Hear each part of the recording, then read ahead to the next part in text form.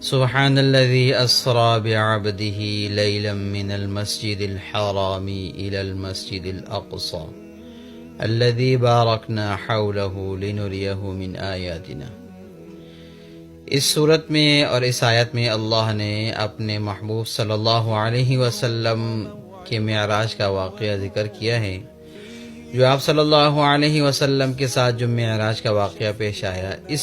واقعے میں اللہ نے تمام اسباب کی نفی کر دی اور تمام اسباب کو ہٹا کے بتا دیا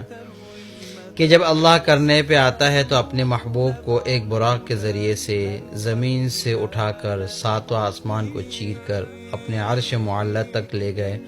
اور سدرۃ المنتہا تک لے گئے، اس جگہ تک لے گئے جہاں تک جا کر جبرائیل علیہ السلام نے بھی بولا اب میرا اس کے آگے بس ہے، اگر میں اس سے آگے جاؤں گا تو میرے پر جل جائیں گے۔ اللہ جل شانہ نے اپنے محبوب کو یہ ایک بہت بڑی دولت نوازا ہے، اور اللہ نے اپنے پاس بلا کر قاب قوسین او ادنا ثم دنا فتدلی، اتنے قریب کر لیے کہ اللہ کے نبی کے علاوہ اللہ کے عرش پر کسی انسان کا پیر نہیں گیا۔ یہ اللہ نے اپنی محبوب کے ساتھ محبت کا ثبوت دے دیا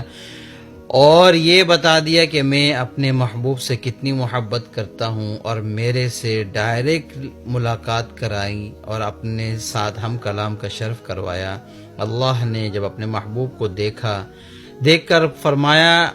التحیات للہ والصلوات، اس کے آگے فرمایا السلام علیک ایھا النبی ورحمۃ اللہ وبرکاتہ۔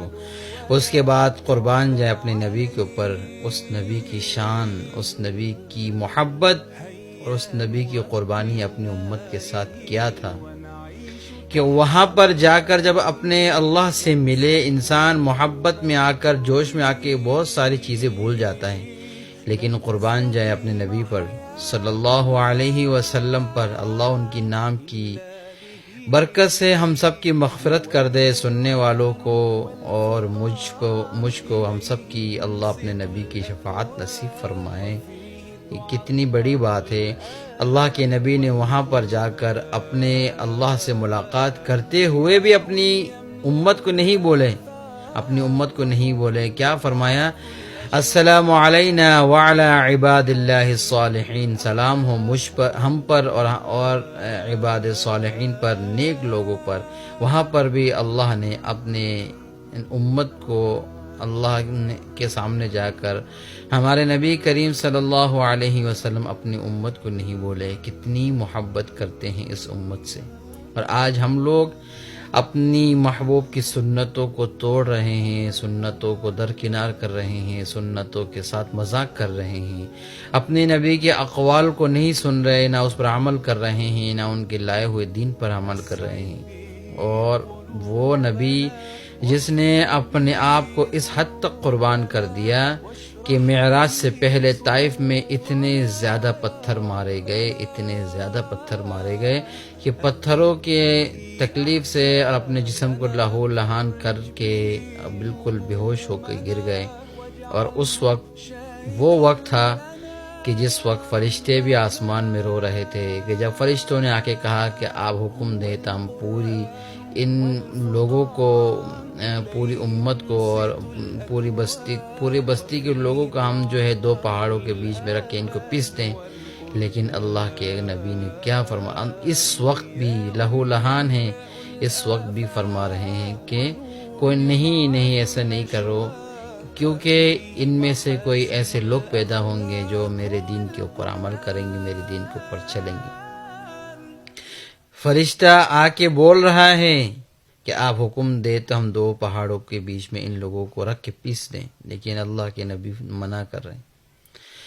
اللہ کے نبی کی محبت کا اندازہ لگائیں، یہ چھوٹی باتیں ہیں، یہ چھوٹی باتیں نہیں ہیں، یہ بہت بڑی باتیں ہیں، بہت بڑی باتیں۔ ہمارے نبی نے اپنی اس امت کے لیے کبھی بد دعا نہیں کی،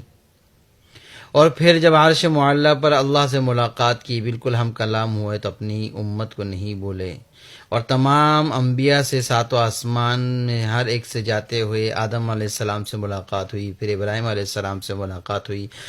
پھر یعقوب علیہ السلام سے، یوسف علیہ السلام سے، ہارون علیہ السلام سے، پھر یونس علیہ السلام سے، تمام انبیاء سے ملاقات کر کے پھر عرش معلیٰ پہ گئے۔ یہاں پر بات جو سمجھنے کی ہے، جو میرا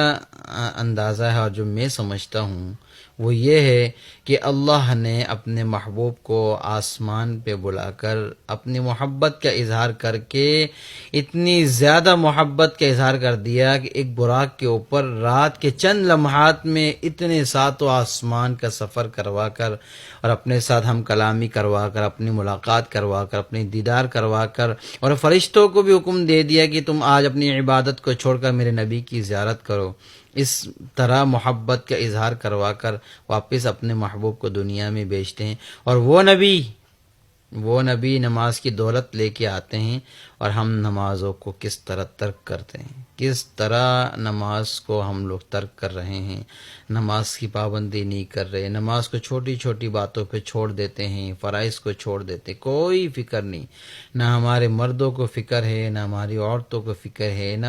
جوانوں کو فکر ہے، نہ بوڑھوں کو فکر ہے، نہ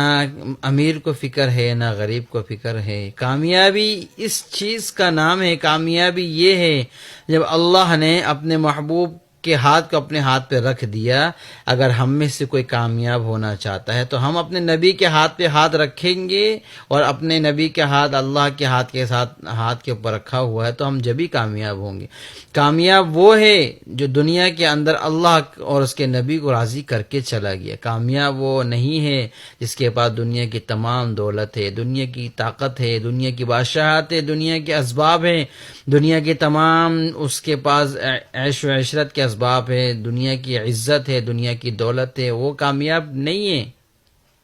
کامیاب تو وہ ہے جس کے پاس کچھ بھی نہیں ہے،